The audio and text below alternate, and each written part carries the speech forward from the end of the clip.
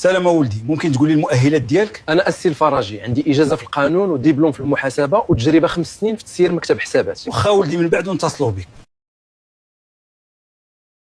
مرحبا لاله غزلان، ممكن تقولي لنا شنو المؤهلات ديالك؟ اسيدي انا قريت وحدي السادس. رائع جدا، غدا ان شاء الله جيت تباشري العمل ديالك حيت عندك المؤهلات اللي كنبغي، عفوا قصدت اللي كتبغي الشركه ديالنا. ماما شفتي بابا كيخاف بزاف. ياك وليدي العزيز، وباش عرفتي باباك الكبيده ديالي بلي كيخاف بزاف، حيت فاش ما كتكونيش في الدار كيدخل لاله وزه تبات معاه.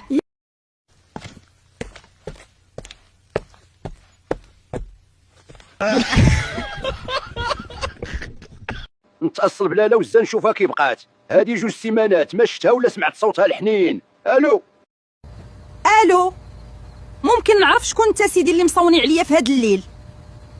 هذا انا سي الفراجي. شوفي راه مراتي لاله دجيجه في البيت مع الولاد، غادي نغفلها ونخرج نجي عندك للدار نشوفك. غير بقاي فايقه 2 دقائق وانا معاك وياك تنعسي.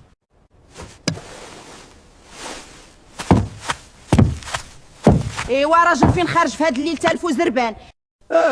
اييه ما خرج فينا لاله دجيجه، راني خارج غير الجامع نصلي العشاء الله يقبل. راك عارفه كيعجبني نصلي مع الجماعه وناخذ الاجر. شمن عشا في الجامع اللي غتصلي، هادي راها 12 ديال الليل، دوز تنعس الله تنعس ما تنوض. سلام سي قردوش، بشحال داير السردين؟ 35 درهم با الفراجي. اييه، وهذا السردين اللي داير 35 درهم الكيلو، شحال فيه ديال الكارونطيه سي قردوش؟ واش انت ما غتشدش معايا الطريق؟ غير ساليتي من العتوكه دزتي لوزات، راه جابوا لي خبارك شافوك خارج من دار لاله وزه قبيلات. يهديك الله وبارك ما تطيحي عليا في الباطليه هاد المراه. غير السيده مسكينه خسر ليها البارابول ودخلت قديتو ليها، هذا ما كان.